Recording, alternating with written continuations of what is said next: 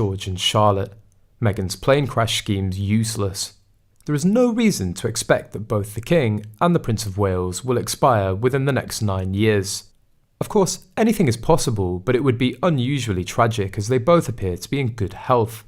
I don't think Harry would ever have been considered a suitable regent, even before this Meghan mess, given his dissolute and irresponsible lifestyle. Now there's -0 chance.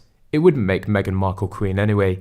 It would just make her someone who just happens to be married to the person who's temporarily regent, i.e. a non-existent role. It would be Edward or Anne, I'm sure. Prince Harry's most significant remaining royal role was challenged in the House of Lords this week. The Prince stepped down as a working member of the royal family back in 2020, and in doing so was stripped of his official roles and military appointments.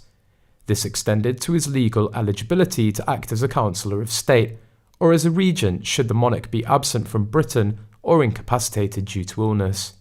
These entitlements are protected by law under the Regency Act of 1937.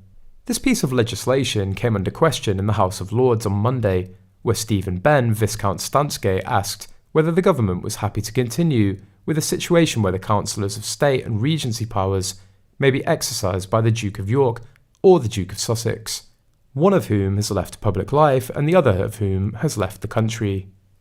In response to the question, Lord Nicholas True, the leader of the House of Lords, didn't rule out the possibility of such a change. If Harry doesn't pass this vote, he will completely lose his regency. So even if, according to Meghan's secret wish that William and Kate lose their lives in a plane crash, Harry would never be able to act as the regent. George and Charlotte would be next members of the line of succession under the patronage and help of Princess Anne and Edward, and Meghan Markle will never be able to step foot into the royal apparatus.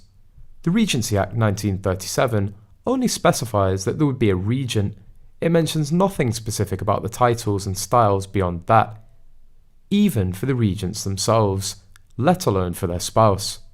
That said, following on from the precedent set during the regency for George III, and given that Harry is already a prince with the style of HRH, we can assume that he himself would adopt the title and style His Royal Highness the Prince Regent. In the UK, the title Regent is not gender specific, and there is no format of the title that is used for wives of Regent.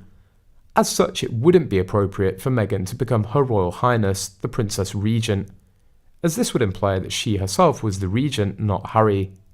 Again, following the precedent of the 19th century, it's likely that she would simply carry on with her existing title and style, Her Royal Highness the Duchess of Sussex. All that said, it should be borne in mind that the Regency Act 1937 has a very clear stipulation that in order to be eligible to become regent, that person must be domiciled in some